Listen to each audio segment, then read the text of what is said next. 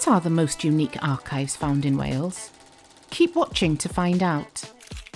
In April 1998, George Abbey, director of the Johnson Space Centre, whose mother was from Larne, arranged for a photograph of Dylan Thomas, borrowed from the Carmarthenshire Museums, to be flown on the shuttle Columbia. As a memento of the occasion, George organised the signing of a magnificent photograph of Wales taken from Skylab. The signatures include 13 of the first 16 US female astronauts.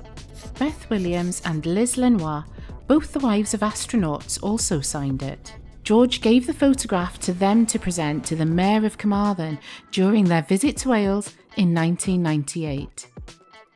Could you have imagined a photograph of this kind being stored in Carmarthenshire archives? Or how about this mysterious Egyptian state telegram from 1906 found in the attic of 29 Key Street, Carmarthen? It reads, "Tell him to come to Isna on Sunday. Don't go to El Mohammed." It was sent from Howard Carter, the discoverer of the tomb of Tutankhamun, to excavator Ernest Harold Jones. But who the him is remains a mystery, as Carter's diaries of that period are missing.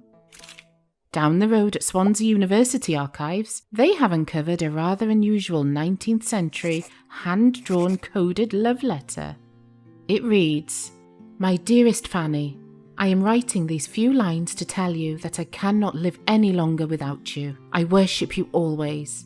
I think you are a beauty and the nicest girl I ever saw, and I adore you. Oh, exquisite Fanny, do not despise me for loving you so well. I shall be broken-hearted if you desert me. Can you meet me on Monday night, when I will take you to the Star Music Hall? I hate that Bill Robertson who is hanging after you, and I intend to horsewhip him when I see him, and I shall be delighted to hear from you at once. Do not let my suit be fruitless. Reply by next post to your loving William Waitman." William was certainly ahead of his time, and his coded love letter can now be written with emojis.